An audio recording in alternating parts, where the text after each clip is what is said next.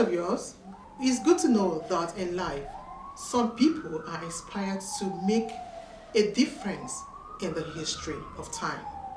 Some are inspired to do great things at a very old age, while some start early in life. Today, we're going to meet a young philanthropist who is inspired to leave a footprint on the sands of time by helping the less privileged. Let's meet Faisal Folarin. Yes. Hello, Mrs. Technical. Hello. It's wonderful to be here on NTA and to talk about my cause and what I'm doing. I'm very excited. All right, let's meet Faisal. Can you tell us what inspired you to do great things the way you... Yeah, what inspired me to do my charity? Yes. Well, I think I've always just had a passion for giving. I think giving is something that has always been important to me. And I felt that if I lived a life without doing something like this, something I was so passionate about, I wouldn't be living life to the fullest, to what I want to live life to. So I felt that I need this passion for giving. I mean, on the news every day I see these people, they're less fortunate, and it's one thing to pity for them, but I felt a great sense of love. And I thought that if I'm able to take all of this and put it into a cause which could do so much for these people, emotionally, mentally, environmentally, I thought that I must take this opportunity and I must do it. I mean, it's a personal obligation of mine as a representative of my generation. Yeah. Then why have you chosen the cause you choose to support? Why have you chosen this particular aspect of the cause? Well, I think there's many causes that we support, but the main three being Uni AIDS, St. James's Hospice, and Area I. Now, these are three that support mainly education for the less fortunate, that's Area I, AIDS patients, that's Uni AIDS, and St. James's Hospice, which is supporting kids with disabilities. Now, these are the main ones we're supporting because these are the ones that, I mean, other charities are important, don't get me wrong, but these are the ones that I felt a connection to, that I felt that I needed to support, I needed to pour my love into, because I know people, and I know I have friends whose family members have been in positions like this. I mean, I have members of my family or people who I know that have been in positions like this, and I thought that these were the main charities that were closest to my heart, and if I was going to support charities, those would be the main ones I need to support. However, that being said, this charity has just begun. There's a lot more things coming, and I'm hoping to support more and more and more causes once I do more and more research. Yeah. Definitely, I agree with you. There's no how you can delve into everything at a particular time. You have to take one step at a time. With time, you progress to other aspects of life. Then why is giving so close to your heart? Why do you choose to give? Yes, well, I believe we touched on this earlier, but I think giving is something that's been so close to my heart was because I have wonderful parents. I think this is one of the main reasons.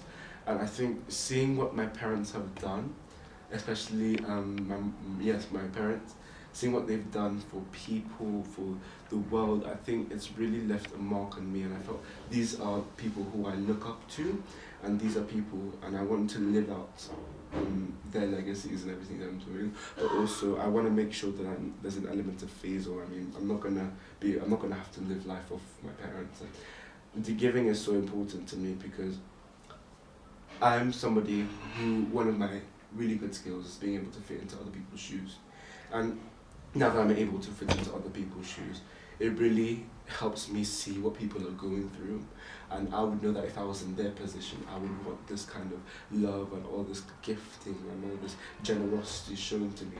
So I think those are the main reasons why it's so close to me.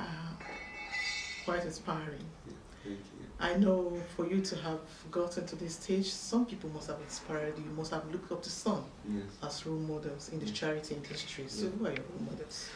Well, first of all, I'm going to have to say my parents. They brought me up, they raised me in such an extraordinary way. My mother and my father, selfless people, always giving everything they have to support me, to support what I love, and to support the less privileged, because they are aristocrats in Nigerian society. So I think those would be my main role models. Another wonderful, wonderful person, may her soul rest in peace, Princess Diana. a very, very, very close woman to my heart. I never met her, I never knew her. But I think she was somebody who used her platform in extremely, extremely wonderful ways. I mean, to have this platform, a lot of celebrities or a lot of people with high position in society, they're not the best at using their platforms in a way that's going to benefit others. But Diana, she did that so marvelously. She supported people, she loved to touch people, she didn't wear all these gloves and PPE because she wanted to get a feeling of how they felt in real life. I think that's really inspirational. Another person, Malala, a Pakistani girl, young but extremely brave. She was shot. She's still alive, but she was shot a few years ago because she had an education. She was a girl in an education in a very chauvinistic country. And I think ever since this happened to her, she knows the experience of the young girls in Pakistan, and not just Pakistan, all over the world, who are not granted the privilege of having an education. And as I'm sure you know, having an education is very important. It's very important to me, and it's very important to everyone. So she stood up for this, and again, that is something that is very close to my heart. So I think Malala would definitely be one of my role models. I mean, there's so many, but I think in a nutshell, those would be my main three. In Nigeria, do you have any role model in Nigeria? In Nigeria, I have Chimamanda Ngozi Adichie. Alright. She's a wonderful role model. She has so many amazing books. Americana, Into the Yellow Sun, I believe. And she is just such an excellent writer. And I think what she does for female empowerment is very important. And I think this is something that I see with my mother, because my mother also is very involved with female empowerment. And I think that whole feminist movement that she has going and empowering females, making females strong, making Nigerian, Africans empowered, I think she's something I definitely look up to. Let me ask you, Faisal. I know the other young people watching you now would like to be like you, or not, if not excel your level. Yes. What is your message to other young people like you? My advice to them? Yes, your advice. Okay. Yes. Listen carefully, young people. Because you are young, and because you don't have money, because you're young, or because you're not somebody who is high in society, doesn't mean that you can't stand up for what you believe in. You don't need money, you don't need power, you don't need famous people backing you. All you need is a good heart and a genuine passion for what you do. And with all of this, you should. I mean, I don't want people to be like me, because I don't believe that I'm somebody that I got into the stage yet, but I can say people can start to look at me and take to look at me as a very close figure for them to support. But I would say just definitely have a passion, a drive for what you want to support.